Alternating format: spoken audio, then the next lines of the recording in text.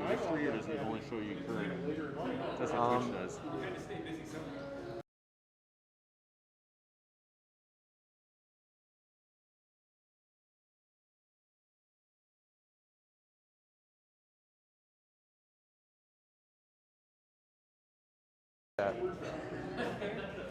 Hello, live stream.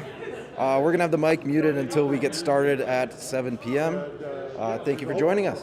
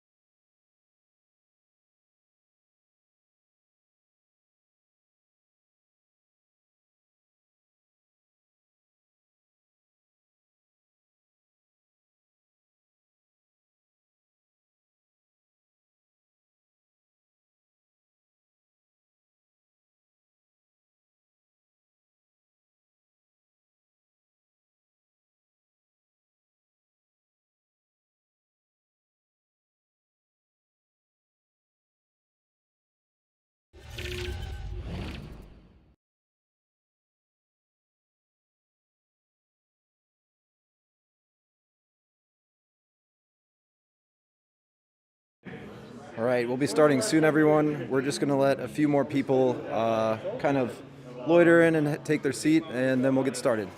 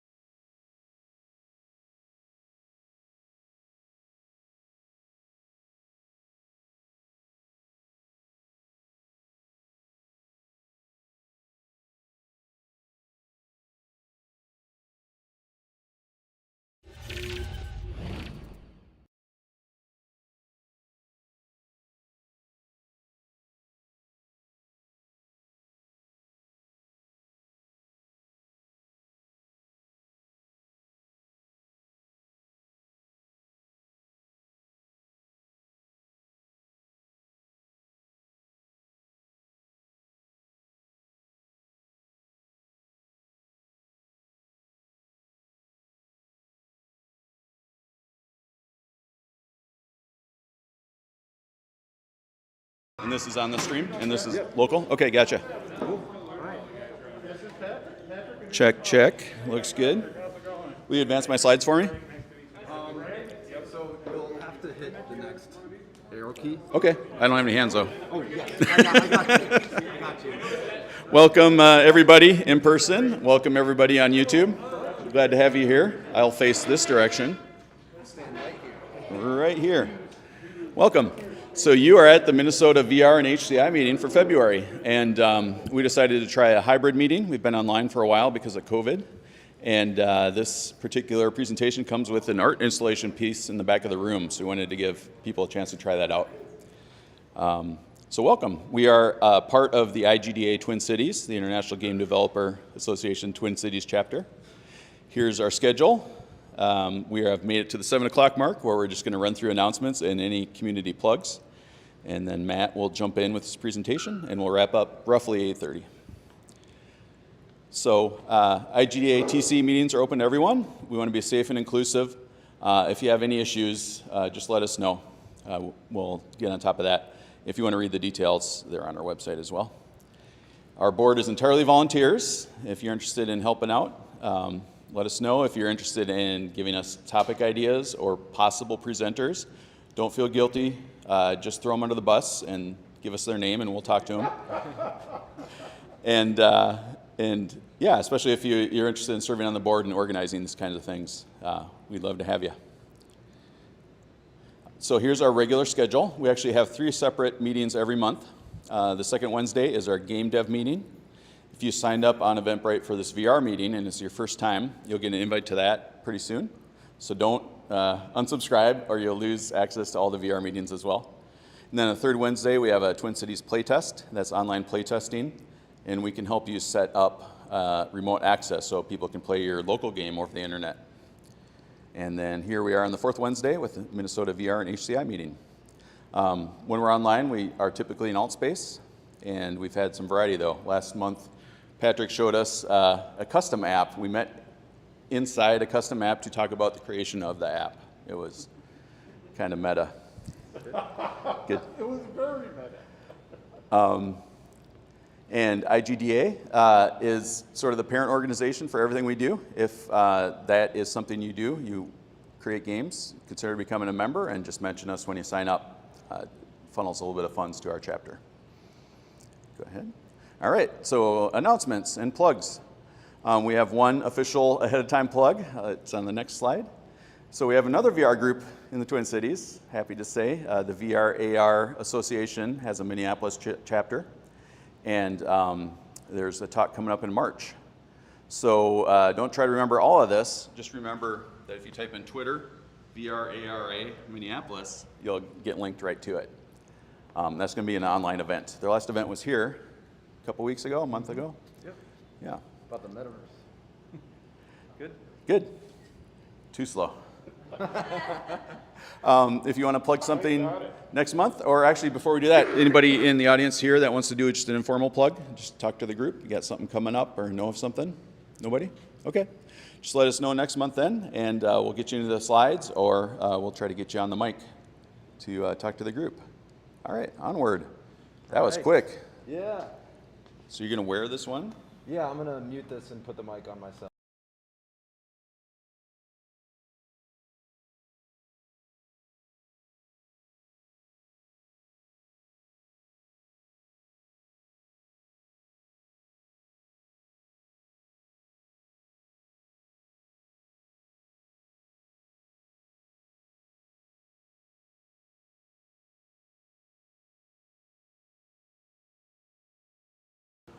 All right.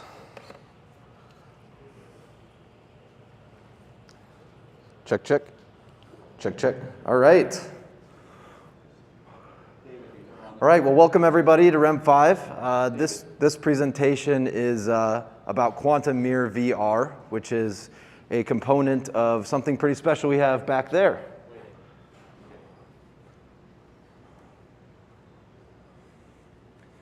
So for those of you who haven't been to REM 5 before, we do a few different things. We are a vertically integrated immersive tech company, and we kind of have three pillars of our business. The first is REM 5 VR Lab, and that is, oh sorry, I'm going to take my mask off just so you can understand me better.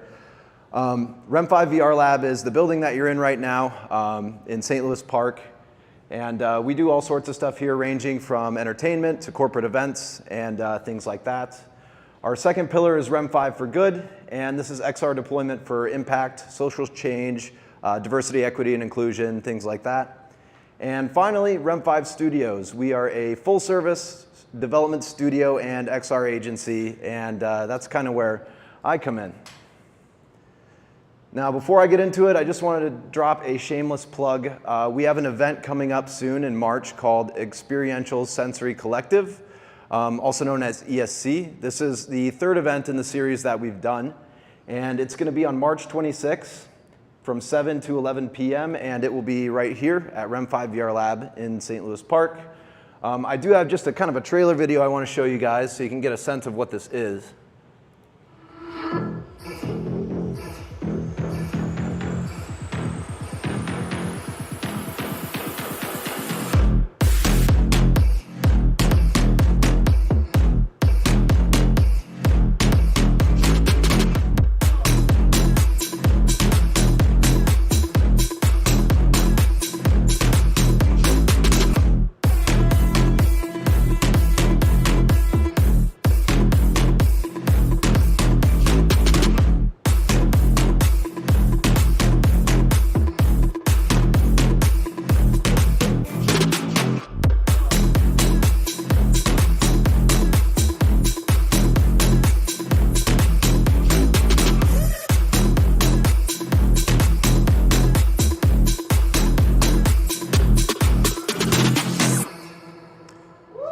So we're really looking So we're really looking forward to the third installment of that. And we like to get a little crazier sometimes. So our agenda for tonight, I'm going to give an overview of Quantum Mirror and then get into Quantum Mirror VR. It's important to differentiate that they're actually two different things. I'll get into some cool tech features, things that I find really interesting about this app, and I think you will too. There's some interesting stuff to learn. I'll go over some optimization techniques I used, and also a little bit of the development story. Sometimes it's nice to just get the human element of something, not just the tech. And then we'll get into some Q&A. And finally, all of you who want to will go back there and get your consciousness uploaded.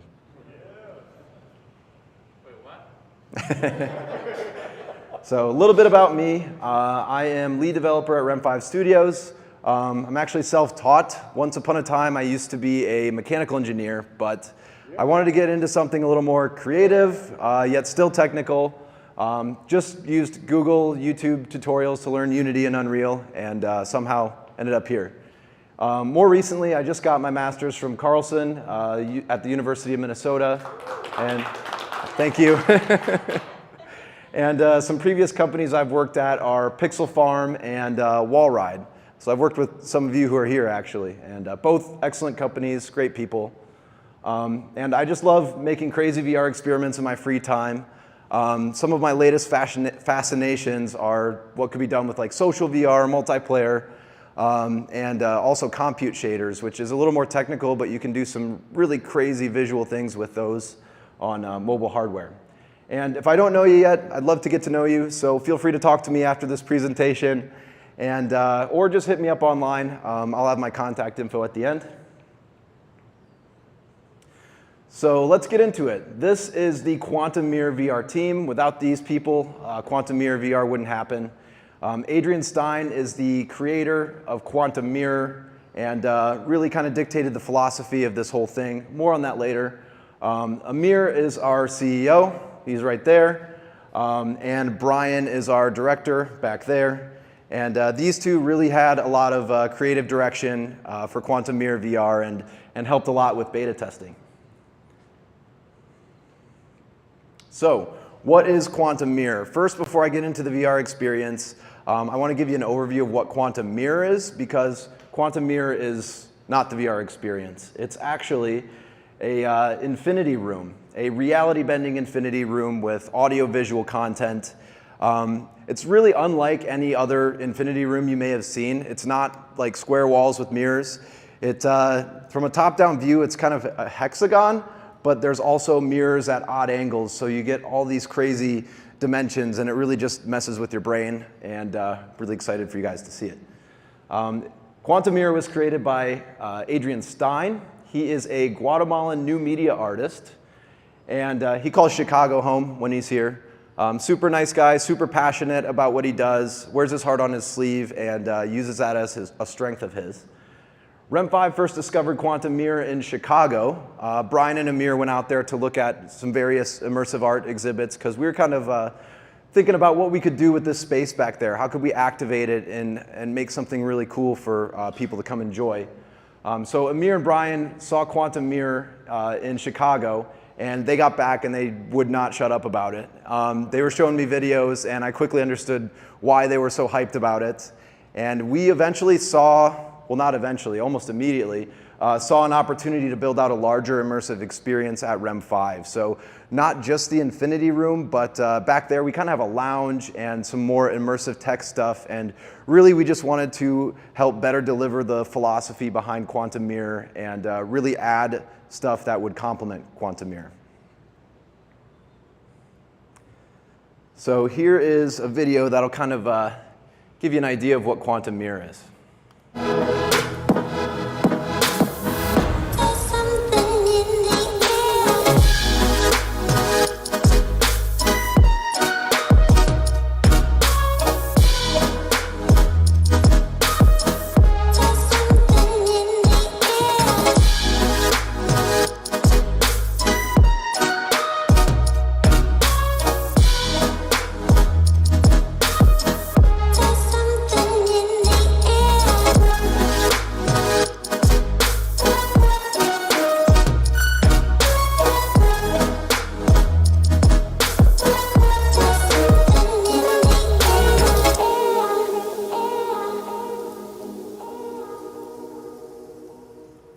So pretty awesome.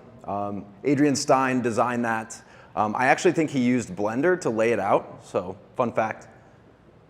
So now let's get into what Quantum Mirror VR is. So Quantum Mirror VR is the VR component of a larger Quantum Mirror experience at REM 5. It is a 5-minute audiovisual odyssey. It runs on the Oculus Quest 2, and it is completely hand-tracked. So we don't hand anyone controllers back there, they just put on the headset.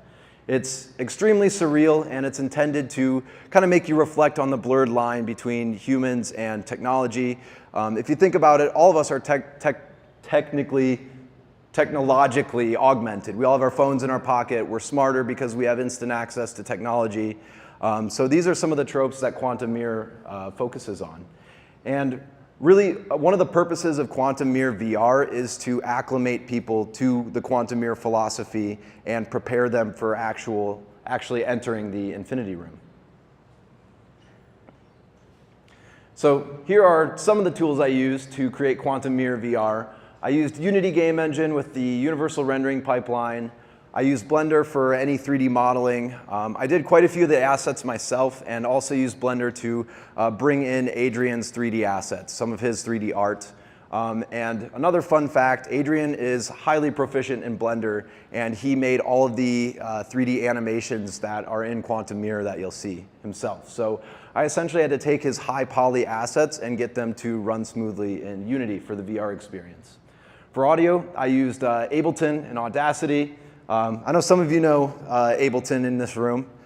Yes, you do. Love Ableton. It's really good for special effects and things like that. You can apply filters over time, and just it's really good for game audio.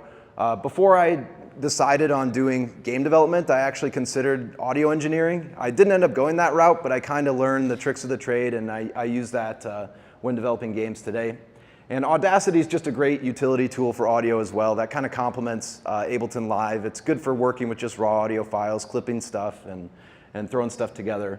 Big shout out to freesound.org. That's where I got all of the audio effects, the samples for Quantum Mirror, and then I could take them into Ableton and remix them into whatever I wanted, whatever kind of sound I wanted to make.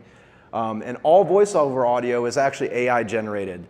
And really this was kind of a good coincidence because, first of all, an AI voice is fitting for this experience, and second of all, our timeline didn't allow us to actually hire voice actors. So this was a big win. Essentially, Typecast, you just type in the audio you want spoken, and it says it, but it sounds better than traditional AI audio. It sounds like an actual person. So for optimization, I used RenderDoc, very powerful tool that lets you debug a frame, and the OVR metrics tool. And for distribution, we used Oculus App Lab to push builds to the headsets, which really make the process smooth. I can be up there, people can be back here. We hit a bug, I can just push a new update, have them restart the app, and we're good to go. And I guess one thing I didn't mention on here is for light map baking, I used Bakery instead of Unity's built-in light mapper, and I highly recommend that. I don't think I'll ever use Unity's built-in light mapper again after touching Bakery. They should just make it standard. And the final tool, a drill. So we actually used modified Bobo VR M2 head straps. They tend to fit people, a wider range of people, quite a bit better. And I attached headphones to them to prevent audio bleed. At REM 5, we actually don't run anyone through an experience without headphones just because the audio bleed is very distracting for other users. And we added some flair to the headsets too. So I have a little montage of the construction process here.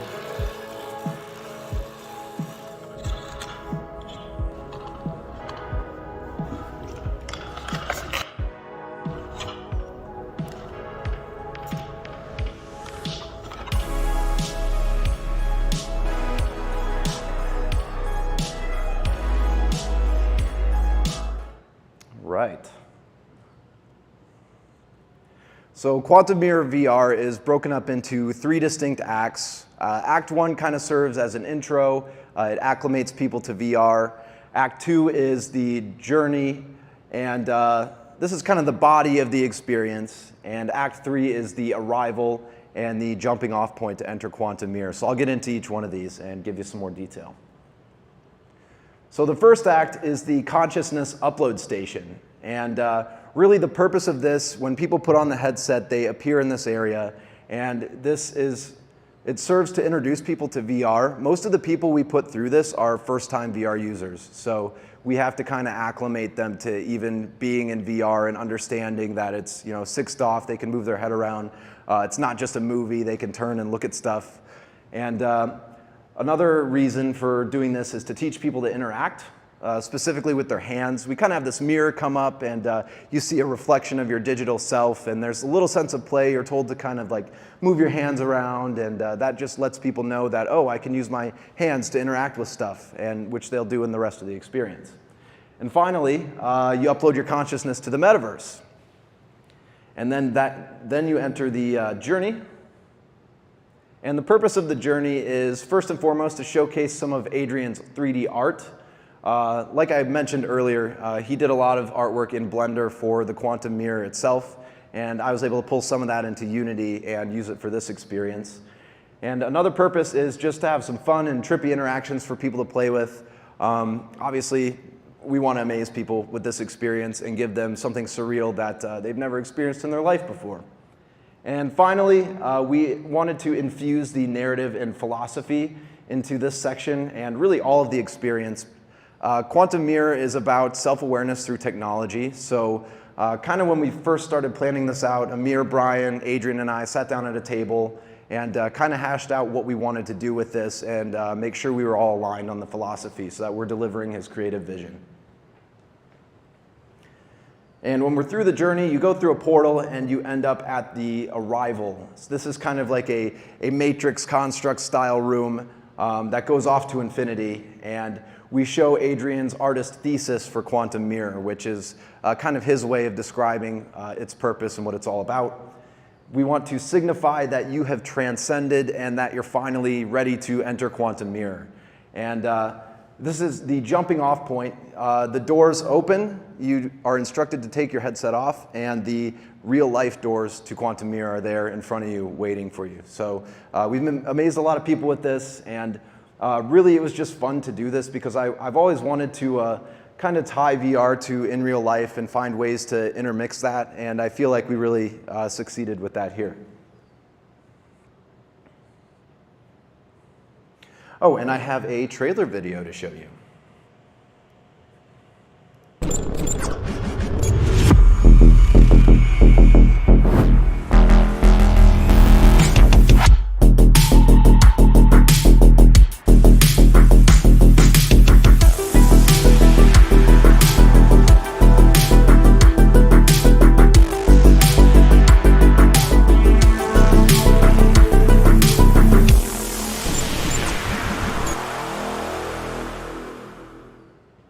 So for those of you who are here, you're actually going to get to do the full experience. And for our online viewers, before I shut down the stream, I'm actually going to play a full walkthrough of the experience so that you're not missing out either.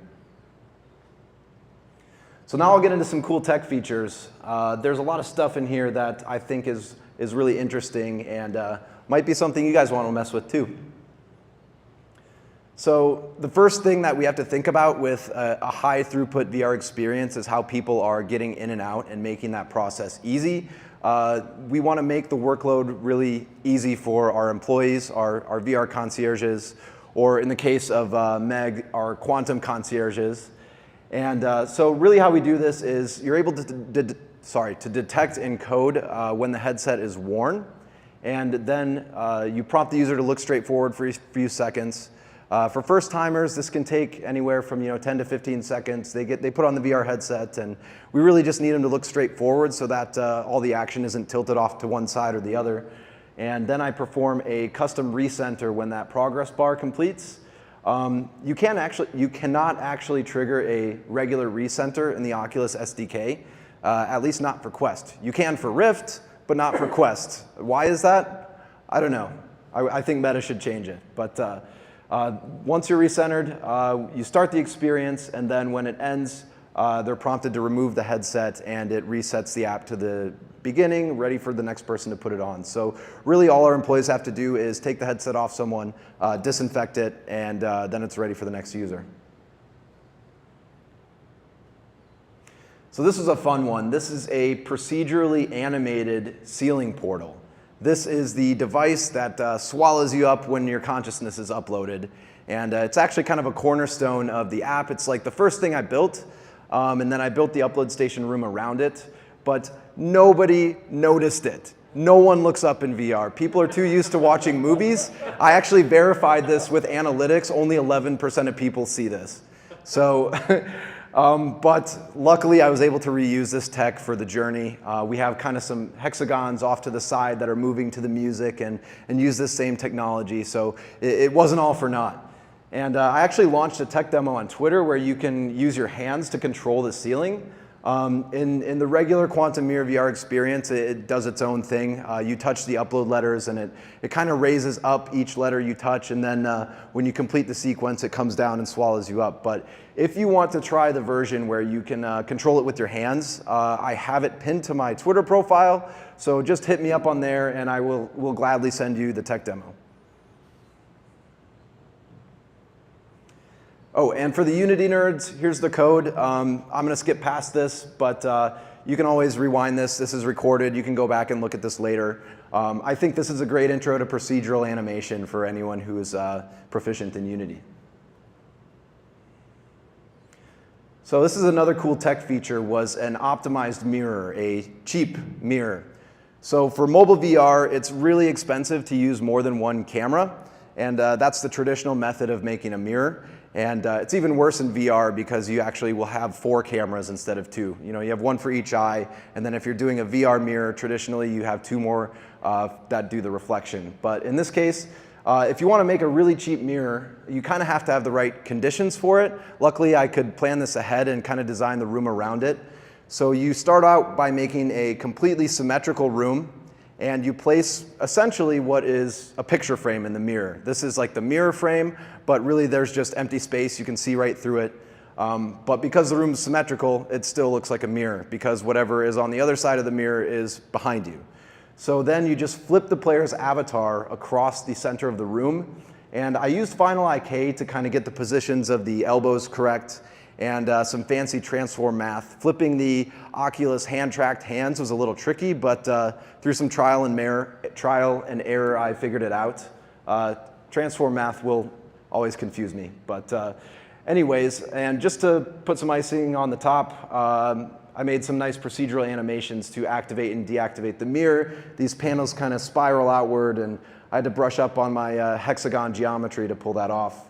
And for that dissolve effect, I used shader graph. So this is the Androgeny River. This actually visually is similar to something in Quantum Mirror, one of Adrian's scenes that he made. And we thought that it would be really cool to actually do this in VR in 3 dimensions that you're fully immersed in. So you kind of move your hands around and you're able to affect these androgenies, these androgynous beings that essentially just represent digital versions of yourself. And I accomplished this using shader graph. I used 3D noise with a color gradient that kind of shifts over time. And Unity actually does not come with 3D noise nodes. I don't know why. It seems like that should be in there, but it's not. But luckily, someone named Jimmy Kushny has a Noisy Nodes plugin for Unity if you want to do 3D noise stuff. And I also use vertex displacement. You can kind of see them kind of raising up, and that just kind of gives people a better cue that they're affecting them.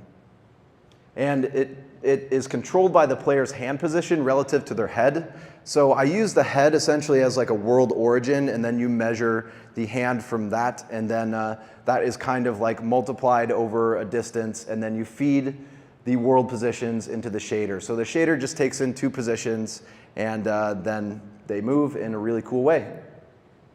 Matt, that looks like a lot of polygon. It is my most polygon-heavy part. It was over 1 million when I started. I had to heavily decimate this and also do some level of detail stuff to it. They kind of, you probably can't see it on here, but they appear kind of progressively, and no one actually looks behind them, but if you were to look behind, you wouldn't really see them. They kind of disappear after you go past them, and so they're more high poly the closer they are to you. And it was a performance challenge. I'll get more into that later when I talk about optimization.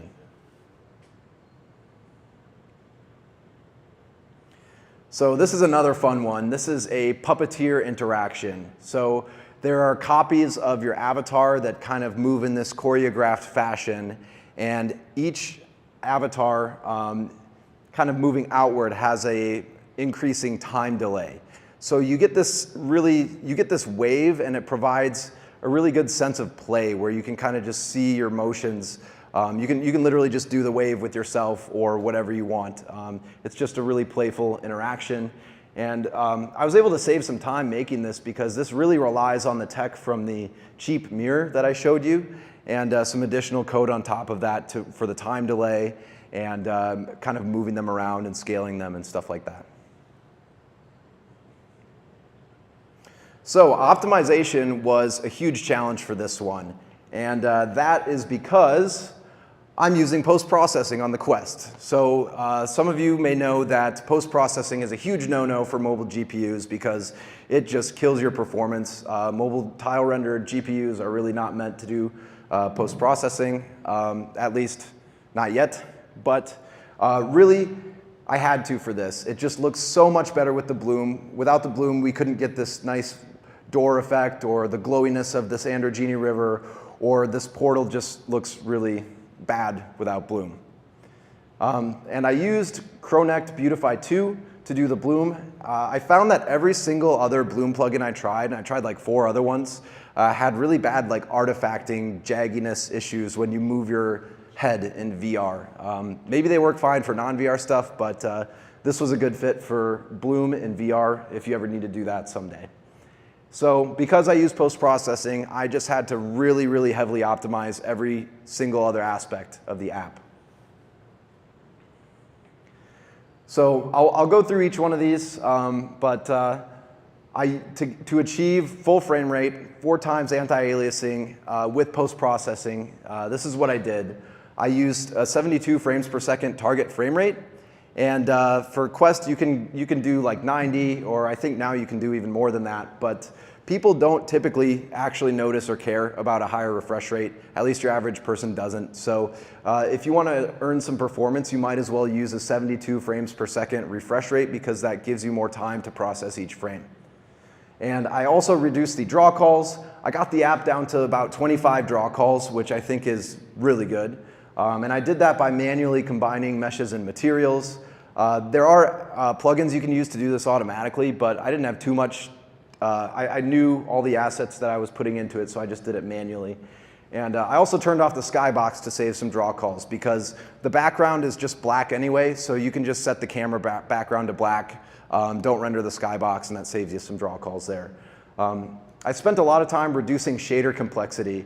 And what I've found works really well is baking shader graph noise nodes out to textures. So a lot of the times for the nice metallic looking materials and stuff like that, I was using shader graph in Unity to generate a smoothness map.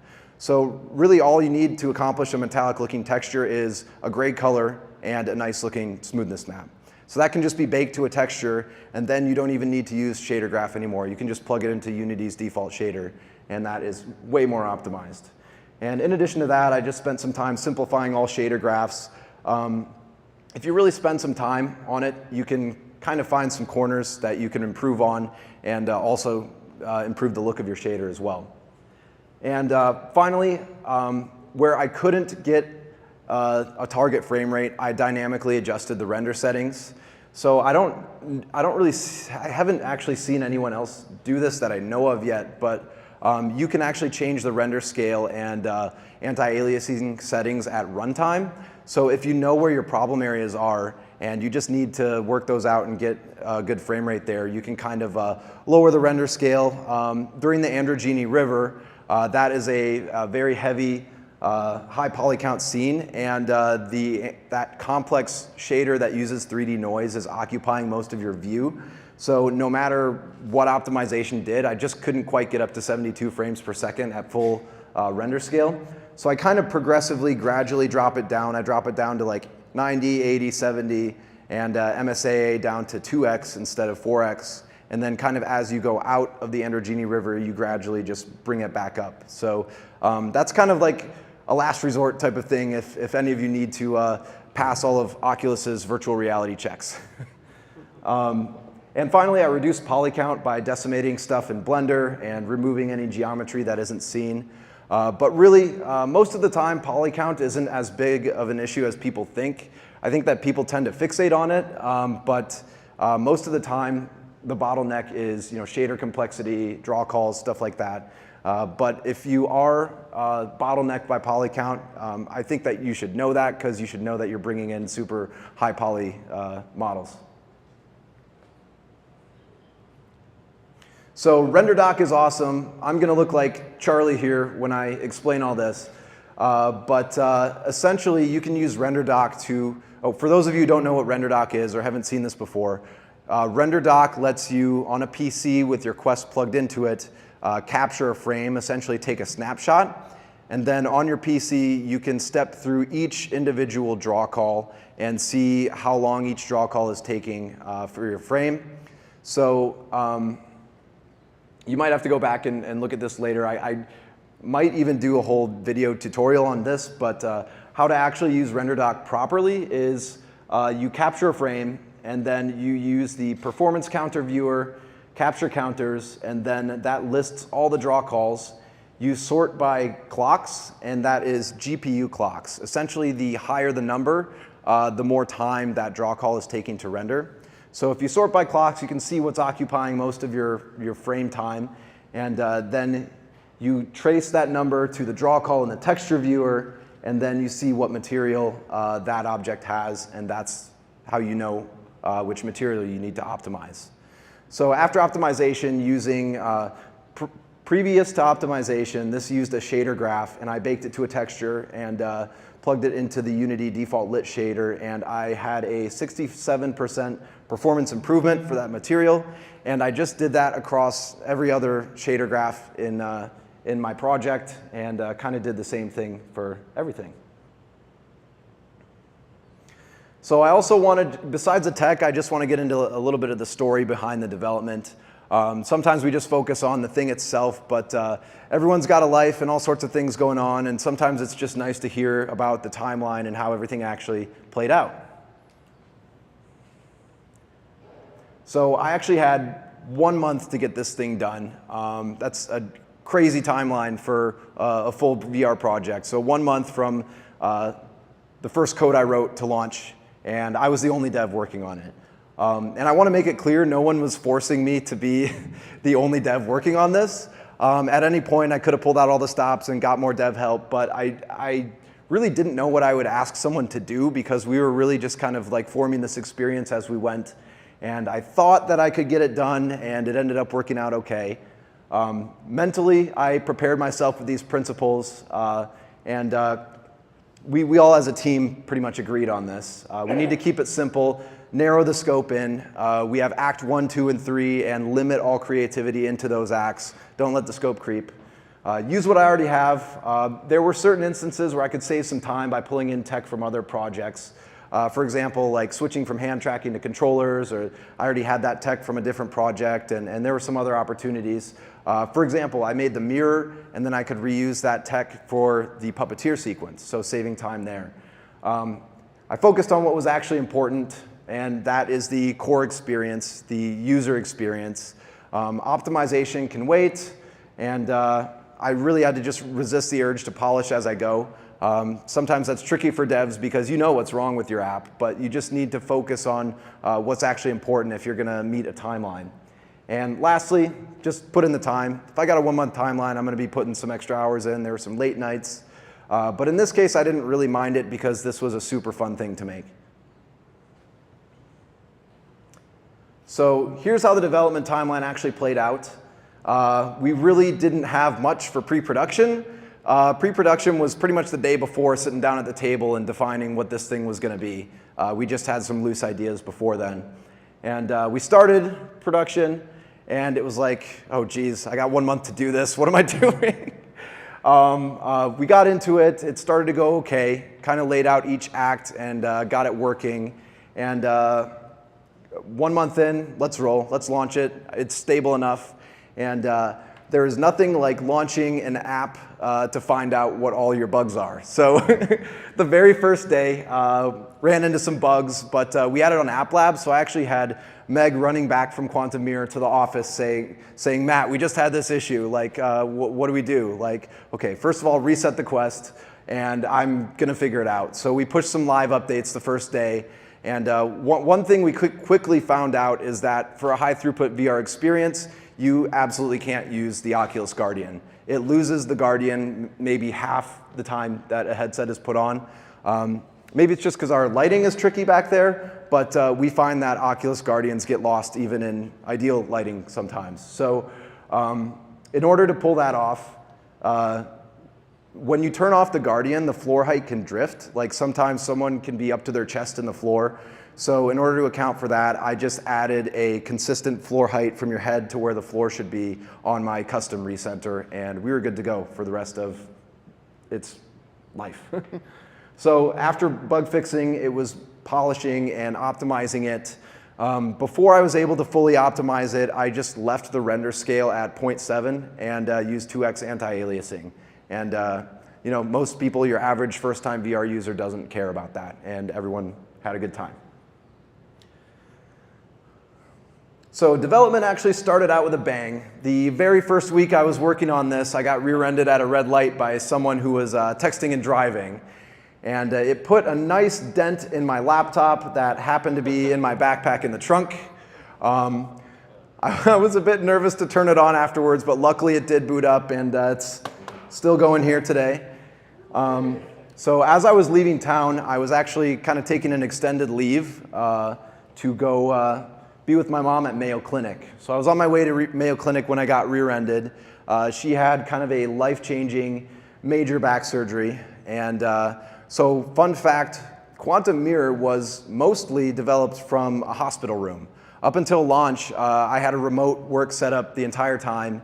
And really this was nice because my mom enjoyed having me there. There's a lot of downtime at the hospital, and whenever I wasn't helping her with anything, I could just hop on this and get up when she needed help. And just to show you my remote work setup, my entire VR dev setup fits in one backpack. I use a portable USB-C monitor. It's just one cable that goes straight in, super convenient for on the go. And hydration. Speaking of which, I need a drink.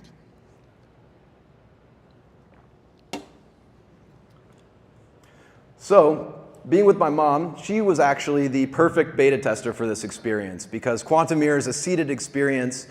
She couldn't get up and walk around at all. So really she was the perfect test subject too, because we know we'd have people her age through Quantum Mirror.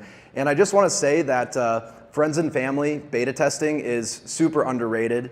If you have a limited budget or you're at a smaller company, you don't have a full QA team, but you can actually get most of the way there by just letting friends and family try out your stuff. You'll quickly figure out what's wrong with it. In the case of my mom, she could confirm whether my interactions were intuitive or not. And I actually have just a short video of her first reaction the first time she tried Quantum Mirror VR. That was so What do you think? awesome. I'm like, I want to go there. I love it. Yeah? So awesome. Here I'm sitting here and I'm like, oh, I'll just stay in this chair and just float around. Yeah. I love that. That's so cool. I'd be happy with just that. Yeah. What was great. your favorite part? You know, just like all of the people that were kind of like floating by you. Yeah. And the walkway, how you just seamlessly just are going down this walkway. Yeah. And then the one wall where it just kind of disintegrates, you know? Yeah. And it's like, Pretty cool. that's cool. Yeah. I thought it was cool that, you know, when this little block came floating up, you're like this, and I'm like, what's it going to do? And then it had a handprint, and I knew instinctively, you know, just put your hand in there. Oh, that worked, huh? It worked. Yeah. I didn't even need to tell me anything. I'm just like, okay. I was hoping that would connect. Yeah. Good. It made sense to me. You're a good beta So, tester. Yeah. That was fun. Yeah. I liked Good. it. So rely on your family and friends when you're making stuff. They're the perfect test subjects because they don't know the ins and outs of stuff. They don't use it like you do. So eventually, her surgery was successful. She got to a point where she could walk again. And this really just brought it full circle to me. It was a super high-risk surgery where I think her lower 10 vertebrae are fused together completely. And while this brings about limited mobility, it's going to give her better quality of life and less pain. So really, this was a special moment for me to have her here to see the finished product and actually go inside Quantum Mirror. And before I end the presentation, I just want to show you some fun stats. I hooked up Amplitude Analytics. They have a Unity plugin. And so far, we've uploaded 2,105 people, and only 11% actually look up and see the ceiling portal. Fun fact, as you're touching the upload letters, each time you touch the letter, the ceiling kind of raises a little bit, and less than 1% see that. So I put a check in for that too. So quick note on analytics, like if there's something specific you want to know, you can write code to check for stuff, and I think that's just really handy. So I just put a check to see if someone had their head tilted up after they pressed a letter or as it was coming down, and then that was how I determined whether people were seeing it or not. 74% of people touch the upload letters, even when she tells you to reach out and touch it. And 86% of people touch the hex panel to open the door at the very end, the one with the big obvious handprint. So what this really means is that there are a portion of users who you put the headset on and they just sit there with their hands like this and look straight forward like they're watching a movie. So you need to watch for that, because if you don't put a time limit to advance them after inactivity, they get stuck forever. So that is all I have for you today. Thank you so much for coming and listening to my presentation.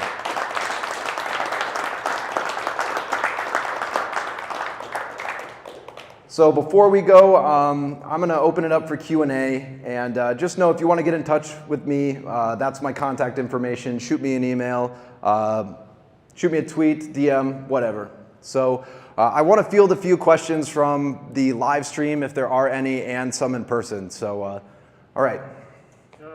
How long is the whole experience, and did you guys play with the time, the length of it, based on the number of people who are going through? Or? So the question was, how long is the experience, and did we kind of play with the length of the time going through? I'm just going to repeat myself so online people know the question. But the experience is about 5 minutes long. And it really doesn't vary too much from that. A little more if people are just sitting there and not doing anything during the parts where you're prompted to perform an activity. But really, that only increases the time length by about 20 seconds. I'm curious about these avatars you have on the screen right now. Are they Yeah. skin mesh? They are skin mesh renders. I just kind of hooked it up to Final IK. You know, I was going through this at lightning speed, and actually what I actually did to make the avatars is I found an asset pack on Unity, and I took it into Blender. I used the FBX exporter to bring it into Blender. I removed all the geometry from the waist down. I modified the torso for it to be androgynous, meaning that it doesn't look male or female, and I retextured the helmet and the face. And I turned the face into a video screen, and actually it's meant to represent intelligence, digital intelligence, and it's actually using a pattern that is in one of Adrian's videos for Quantum Mirror. Oh, go ahead, Scott. So you got it. You. In the wave scenario, were the recursive mirrors of the subject's actual geometry, or did you use video planes of a camera rendering just an object? So the question was for what you see here, the puppeteering sequence, the copies of avatars, was it an extra camera or a render texture, or was it actually geometry? And the answer to that is it's all geometry. So I was able to, it didn't kill my frame rate too bad. I actually had to do a lot of material combining on these avatars so that we wouldn't have too many draw calls. But yeah, it's all geometry and uses some custom code. And it stores the position and rotation of everything in kind of a list where it's like first in, last out, or I don't know, I'm probably messing that up. But anyway, it stores the positions for a certain amount of time in fixed update, and then you grab them at the proper time, and then that achieves the time delay effect. That's so cool. Yeah, thank you. I'm going to check if anyone had any questions online, or if someone in the audience watching, they might know as well. The other one was from Marty asking if there are any other installations of Quantum Mirror. So Martin online asked if there are any other installations of Quantum Mirror, if this is the only one. Right now, this is the only one, but we are exploring where the Quantum Mirror IP can go. So we'll see what happens with that. Right now, this isn't on the Oculus Store either yet, but we'll see what the future holds for the IP. Was this exclusively Oculus Quest 2, or can you play it on Oculus Quest 1? The question was whether it was exclusively Oculus Quest 2 or 1, and the answer is that it is exclusively Oculus Quest 2. I never tested it on an Oculus Quest 1 because I know we wouldn't be deploying it on Quest 1. And if we ever do deploy it to the Oculus Store, I'm going to have some work to do for optimizing it even further. Scott, did you have a question? I had his question. Okay. Sorry, Scott.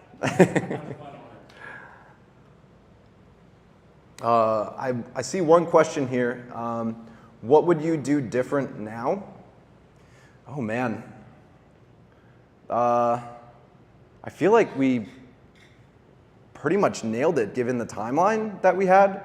I don't think I would change anything, to be honest. Any other questions in the audience? I'm kind of curious in general, how expensive was the glow when you shut it off? Like, what was your overhead? Oh man. You know, this is purely anecdotal, but at least like 30%. Did you look at any other ways, like extruded polygons?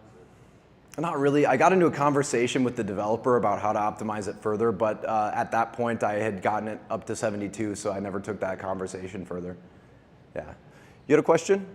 What would you do if you had another 2 months to work on it? Yeah. Okay. If I had another, the question was, what would you do if I had another 2 months to work on it? Gifted 2 months after your finish date, so you're not Right. expanding the project. Right. So I'd probably bring more flair to the journey scene. Right now it's just kind of a black background, and there's really cool stuff, and I think it actually works because your attention is focused on what you're interacting with. But I think there would be some more opportunity to bring in even more of Adrian's art and animations into this experience. You'll see some of his animations in Quantum Mirror when you go in there. There's some really cool animated stuff that if I had more time, I'd maybe want to work with him directly on bringing that into this. Anyone else? Scott. So, this is me being slow in the room again. So the Quantum Mirror that's back here is the thing that was down in Chicago that you guys originally saw. From the artist's idea now, is it always going to have this as its introduction? Are they going to be joined together from now on?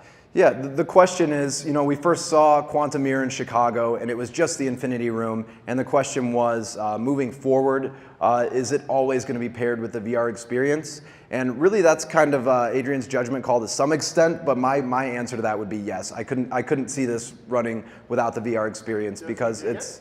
Oh, he loved it, yeah.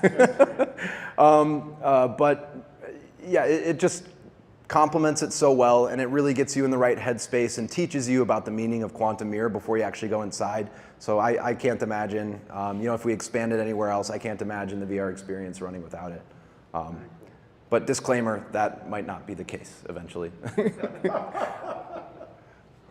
me for forgetting, but could you re-explain quickly what you had to do to optimize actual shaders? Because you didn't use like the regular graph, but you did something else. I forgot what you said. Yeah, so for shader graph, the question was to explain optimizing shader graphs, that process. So what I did there is essentially I was using shader graph to create a noise map, like a specular noise map for creating a metallic texture. And in order to do that, I have to like run a bunch of nodes and connect all sorts of stuff. And if you were writing this by code, you'd be coding a bunch of different processes in your shader, a bunch of different steps to output that noise map. But the output of that noise map can just be baked to a texture. So I actually found some code snippets online that allowed you to bake a shader graph to a texture, grabbed that, and I think I just used, you know, 1024 by 1024 resolution noise map, feed that into the default Unity lit shader, and then I'm no longer using shader graph at all for that material. And it saves a lot of draw time that way. Another one from Marty. He wants to know if you considered trying to implement a VR version of the quantum mirror. Okay, question from Martin online is if we considered creating a VR version of the quantum mirror. And I don't know, maybe it occurred to Amir or Brian, but I never thought about it just because that would probably require ray tracing, and then you need a desktop, a beefy desktop computer to do that, and you're no longer running on a Quest anymore. But yeah, question? I was just going to add something to that, that you can touch on it since you have the microphone, but more like the quantum mirror was such an elegant way to actually present the quote-unquote metaverse metaphorically without actually putting something on people's head, like a VR headset. And since so much of what we do is introducing first-timers to these concepts, we actually, even if we could do the quantum mirror in VR, we would choose not to and still use this construct, because what it's done is those 2,000 people that Matt mentioned earlier, those are 2,000 people that have never done VR before, and we're able to come here, and when they're in the quantum mirror, they can take pictures of it and share it, which drives the pipeline to get more people to come in to try VR. So it's actually very intentional of doing something that was outside of that. Yeah, so I probably won't, for the live stream, I probably won't be able to deliver everything that Amir just said, but essentially the question, or the answer, his answer to this question is, even if we could do this entirely in VR, we wouldn't choose to, because having someone go physically enter the quantum mirror is just a better experience for first-time VR users than just having everything entirely in headset. And also, it's a cool way to represent the metaverse. You literally step inside this infinity room with digital content reflected to infinity. All right, anyone else? There's still enough time for more questions. Alex Gray had a question. Okay, Alex. I'm joking. Alex Oh, okay. Mirrors and reflections and everything. He's Yeah. got a chapel of sacred mirrors. I was curious to convert this place to the chapel of quantum mirrors. Okay, I'm not familiar, but I might need to get familiar on that. All right, so if there's no questions, we're going to run groups of 6 people at a time through Quantum Mirror. So you're free to leave, but it'd be really cool to stay and actually get to see it for yourself. So we'll cycle 6 people through roughly every 10 minutes. Up to you guys to figure out your groups. You know, we're all friends here, so it's not a big deal who you go with. And and for our online users, I'm going to end the stream soon, but before I do, just for the online users, I'm going to play a full video playthrough of Quantum Mirror VR. So I'm going to sign off to the live stream right now. Thank you all for watching. It's been great, and here is the Quantum Mirror VR playthrough.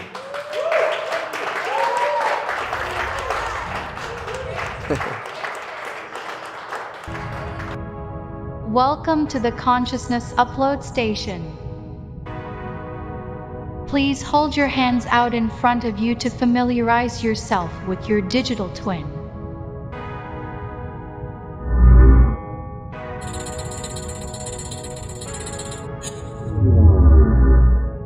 Now, look forward at your reflection. Your new form represents your consciousness, enlightened and extrapolated by technology.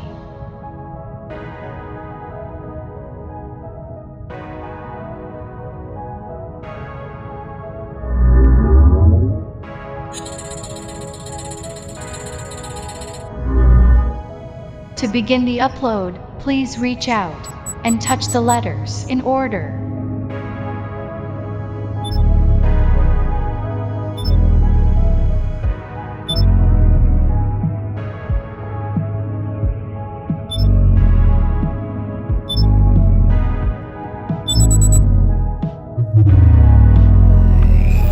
Upload initiated.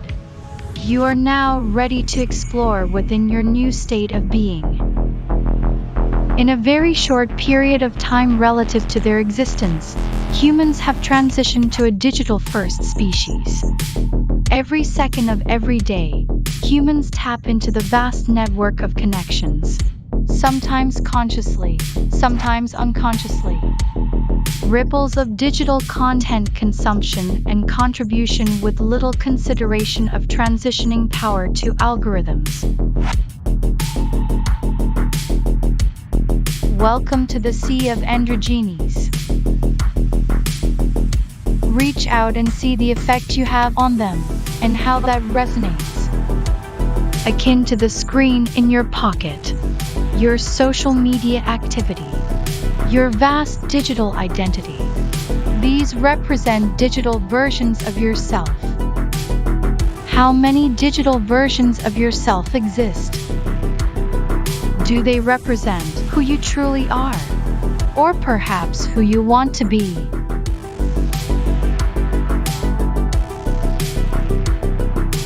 Now, exercise your perceived control of the figures by moving your hands.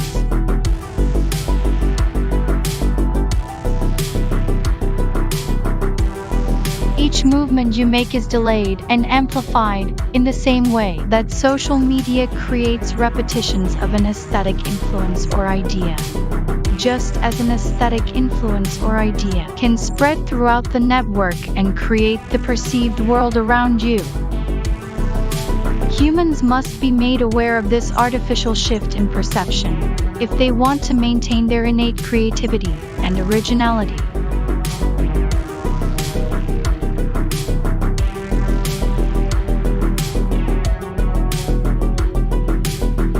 The human code must be preserved.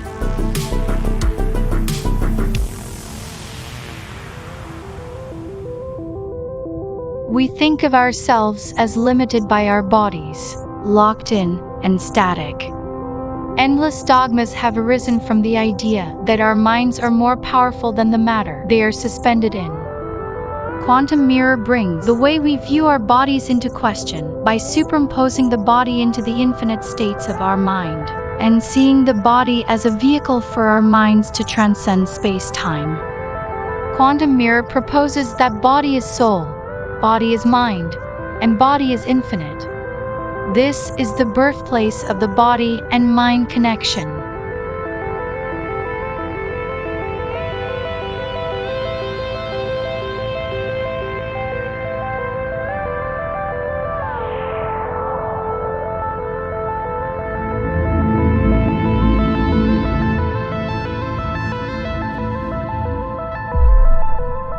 You are now ready to transcend.